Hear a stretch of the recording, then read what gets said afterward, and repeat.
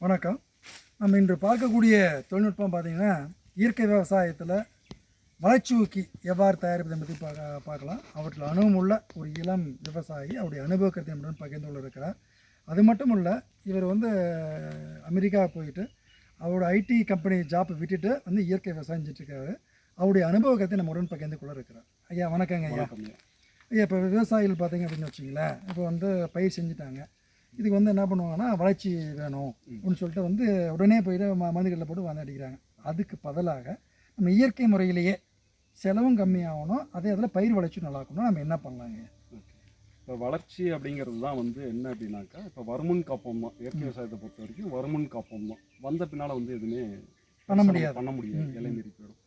அப்போது ஒவ்வொரு பயிருக்கும் ஒவ்வொரு படிநிலைகளில் ஒவ்வொரு விதமான வளர்ச்சிகள் இருக்கும். இப்போ உதாரணத்துக்கு ஒரு விதை போட்டோம், முதல்ல என்ன வரும்? வேர் தான் ஃபார்ம் ஆகும். முதல்ல வேர் ஃபார்ம் ஆகும், அப்புறம் அந்த வேர் ஃபார்ம் ஆகுனது தான் அந்த தண்டு இலைகள் எல்லாமே வருது.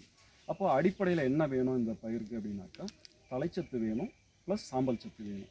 மணிச்சத்து அப்படிங்கிறது அதனுடைய இனப்பெருக்க காலத்தில் தான் தேவைப்படும். அப்போ இந்த ரெண்டு சத்து முக்கியம், தலைச்சத்தும் சாம்பல் சத்து முதல்ல வேணும். அதுக்கு அடுத்து மணிச்சத்து, மூணு சத்து வேணும். அப்போது பயிர்களுக்கு இப்போ தலைச்சத்து, சாம்பல், மணிச்சத்து கொடுக்க ரசாயனத்தை தான் நாடக்கூடிய தேவை இருக்குது. ஆமாம்.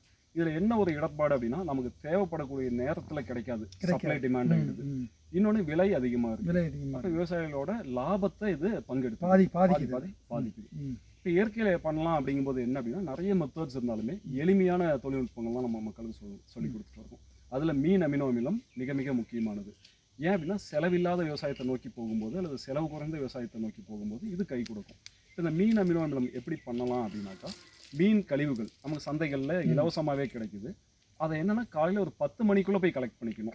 ஆமாம், காலையில். என்ன அப்படின்னா, லேட்டாக போகும்போது வெளியில் இருக்கக்கூடிய ஈக்கள், கொசுக்கள், அதில் முட்டைகள் வச்சுட்டு சேதமாக வாய்ப்பு இருக்குது. அப்போ காலையில் நேரமாக போகும்போது ஃப்ரெஷ்ஷாக கிடைக்கும் நமக்கு.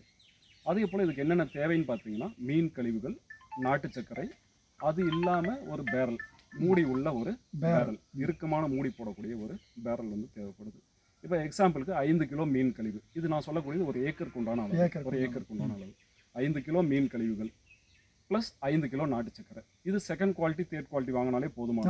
நாட்டு சக்கரை ஏன்னா இப்போ கடைகளில், சந்தைகளில் பழைய ஸ்டாக் கிடைக்கும், அதுவே போதுமானது. இப்போ என்ன பண்ணலாம், இதை கலெக்ட் பண்ணிட்டு 5 சமபாகமாக பிரிச்சுக்கணும். மெஷர் பண்ணணும்னு அவசியம் கிடையாது. இப்போ கண்ணு பார்த்தா கை பிரிக்க போகுது. 5 கூறுகளாக மீன் கழிவு பிரிச்சுங்க, அதே போல் 5 கூறுகளாக நாட்டு சக்கரை பிரிச்சுக்கிங்க. இந்த வாய் அகலமான அல்லது மூடியுள்ள இந்த பேரலில் என்ன பண்ணுங்க, முதல் போர்ஷன் ஆஃப் மீன் கழிவை போடுங்க. அடுத்தது இந்த நாட்டு சக்கரை, இது சாண்ட்விச் மெத்தட் அப்படின்னு சொல்லுவோம். ஒரு அடுக்கு மீன் கழிவு, ஒரு அடுக்கு நாட்டு சக்கரை. இது இப்படி இந்த ப்ராக்டிஸ் பண்ணும்போது 50 கிலோனாலும் ஈஸி, நமக்கு ஈஸியாக 500 கிலோனாலும் ஈஸி. இப்படி ஒன்னொன்னா அடிக்கும் போது சாண்ட்விச் மாதிரி வந்துடும். இப்போ நமக்கு குளுக்க வேணாம், கலக்க வேணாம், எதுவுமே பண்ண வேணாம். அதனுடைய வாயை டைட்டா மூடி நெல் பாங்கான இடத்துல வச்சிங்கன்னா போதும். 3வது நாள் மெதுவா இந்த மூடியை ஓப்பன் பண்ணுங்க. ஒரு கேஸ் ஃபார்ம் ஆயிருக்கும், அது வெளியே வந்துடும். வெளியே வரணும், ஏன்னா மீத்தேன், ஈத்தேன் இது எல்லாமே ஃபார்ம் ஆகும். இப்போ வெளியே வந்துடுச்சு.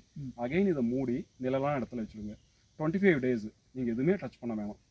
25 நாட்கள் கழித்து பார்த்தீங்கன்னா அது மெச்சூர்டு, ரெடியாக இருக்கும்.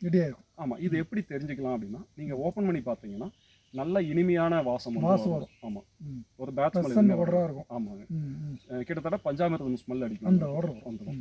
இப்போ இது தயாராகிடுச்சுன்னு எடுத்துக்கலாம். ஒருவேளை நம்ம எக்ஸாக்டாக கணக்கு தெரியும் ஏதோ தப்பாக இருக்குது அப்படின்னா என்னன்னா, மேலே வெண்மை நிற படிமங்கள் காணப்படும். ஆமாம். அதே போல் ஸ்மெல்லும் பார்த்தீங்கன்னா ஒரு வீச்சம் அடிக்கும். இது வீணுன்னு எடுத்து கொட்ட வேணாம். இன்னும் 2 கிலோ நாட்டு சர்க்கரையை அது மேலே ஆட் பண்ணிட்டு ஒரு குச்சினால கலக்கி விட்டு மூடிட்டீங்கன்னா அடுத்த 7 நாட்களுக்குள்ள இது தயார், ரெடி ஆகிடும். ஸோ இதில் வீண் எதுவுமே கிடையாது. இந்த ஃபெர்மெண்டேஷனுக்கு தான் 25 நாட்கள். கோடை காலமாக இருந்தால் 25 நாட்கள் போதுமானது. மழைக்காலங்களில் 30 நாட்கள் அல்லது 35 நாட்கள் எடுத்துக்கலாம். நமக்கு தெளிக்கக்கூடிய அளவு அல்லது பயன்படுத்தக்கூடிய அளவு அப்படிங்கும்போது நீர்வழி பாசனத்தில் ஒரு ஏக்கருக்கு 2 லிட்டர், 2 லிட்டர். தெளிப்பாக பயன்படுத்தும் போது ஒரு டேங்க் 12 லிட்டர் கொள்ளளவு உள்ள ஒரு டேங்குக்கு 500 மில்லி போதுமானது. அதே போல் நீர்வழி பாசனத்தில் மாதம் ஒரு முறை வயலுக்கு கொடுக்கலாம். தெளிப்புக்கும் மாதம் ஒரு முறை தான் கொடுக்கணும். 500 மில்லிக்கு மேல் போகும்போது பயிர்கள் கருகிரும். அது மிக முக்கியமான பாயிண்ட். ஒரு மாதம் உள்ள அடிச்சுமா நீர்வழி பாசனத்துல 15 நாட்கள் ஒரு தடவை கூட கொடுக்கலாம். கொடுக்கலாம். பட் தெளிப்புல கொடுக்கும்போது பூச்சிகள் தாக்குதல் அதிகமா இருக்கும். ஏன்னா உடனே பயிர் வந்து பச்சை கட்டிக்கும், பூச்சிகளுடைய தாக்கம் அதிகமா இருக்கும். ஸோ அதனால மாதம் ஒரு முறை அப்படிங்கும்போது ஓகே, சரியா இருக்கும், போதுமானதா போதுமானதா இருக்கும். செலவு கொஞ்சம் கம்மியாகும் இல்லையா? ஆமா மாதம் ஒரு டைம் கொடுத்துடலாம். ஆமா. இன்னொன்னு இந்த மீன் அமிலத்துக்கு எக்ஸ்பைரி கிடையாது. எக்ஸ்பீரியே கிடையாது, கிடையாது. அதனால வச்சுக்கலாம். நீங்க வடிகட்டி அந்த தேன் போல திரவத்தை ஸ்டோர் பண்ணி வச்சிட்டீங்கன்னா ஏன்னா வந்து வெகு விரைவாக பயன்படுத்துறது பெட்ரு. அதிக நாள் வச்சிருக்கும் போது கொஞ்சம் அந்த நீர்த்து போக வாய்ப்பு உண்டு. ம். இது என்னன்னா லிக்விட் நைட்ரஜன் நுண்ணுயிரி அப்படின்னு சொல்லுவோம். பெருக்கம் கொஞ்சம் குறையும் இல்லையா? அதிக நாள் வச்சிருந்தோம்னாலுமே கூட கண்டிப்பா. பெருக்கம் குறையுதுன்றாங்க. அது அதை பற்றிங்க இல்ல இது மீன் அமிலம் வந்து நுண்ணுயிரே இருக்காது. இருக்காது. ஆமா, இது என்னன்னா ஃபெர்மெண்ட் ஆயிடுச்சு, மெச்சூர்ட் ஆயிடுச்சு. ம். மெயினா இதுல என்ன இருக்கும் அப்படின்னாக்கா நுண்ணூட்ட சத்துக்களும் ம். தலைச்சத்து, அபரிமிதமான தலைச்சத்து. இல்ல. ஆமா, இதோட பேரே பாத்தீங்கன்னா லிக்விட் நைட்ரஜன் தான். லிக்யூடு ஆமா. நைட்ரஜன் தான் எங்கெல்லாம் யூரியாவோட பயன்பாடு தேவை இருக்கோ அங்க எல்லாமே இந்த மீன் அமிலத்தை நம்ம பயன்படுத்தலாம். யூரியாவுக்கு பதிலாக இதை பயன்படுத்தலாம். ம். இப்போ சில விவசாயிகள் வந்து சைவம் சார்ந்து இருப்பாங்க. ம். அவங்களால மீன் அமிலம் பயன்படுத்த முடியாது அல்லது அருவருக்கத்தக்கதா இருக்கலாம். ம். அப்ப அவங்களுக்கு நம்ம சொல்லிக் கொடுக்கக்கூடியது என்ன அப்படின்னா இனிப்பு பூசணி, பரங்கிக்காய்ன்னு சொல்லுவோம் இல்லைங்களா? ஆமா. மீனுக்கு பதிலாக இனிப்பு பூசணி, இனிப்பு பரங்கிக்காயை பூசணி. பயன்படுத்திக்கலாம். ஆமா, அது கூட நாட்டு சக்கரை. நாட்டு சக்கரை இதே இது இதே சைவ இதே மீன். ப்ராசஸ் தான். ஆமா, ம். இது பேர் சைவ மீன் அமிலம்னு சொல்லுவோம். ம். ஓஹோ, சைவம் அசைவம் அசைவம். ஆமா, வெஜ் சார், நான்வெஜ் அந்த வேலை இது செய்யுதுங்களா? ஈக்குவல். ம். கிட்டத்தட்ட ஒரே வேலையை தான் ஒரே செய்யும். வேலையை தான் ரெண்டும் ஒரே வேலையை தான் செய்யும். அதே அது எவ்வளோ சார் அளவு எடுத்துக்கணும்? அதே தான் 5 கிலோ இனிப்பு பரங்கிக்காய் அப்படின்னா 5 கிலோ நாட்டு சக்கரை சக்கரை. சின்ன சின்ன துண்டுகளா கட் பண்ணி அதை நொதிக்க வைத்து ம். இது போல பண்ணலாம். ஓகே. ஸோ ரெண்டு இப்போ நமக்கு கிடைச்சிடுச்சு, ம். Veg and Non-veg. நான்வெஜ் மீன் அமிலம் கிடைச்சு.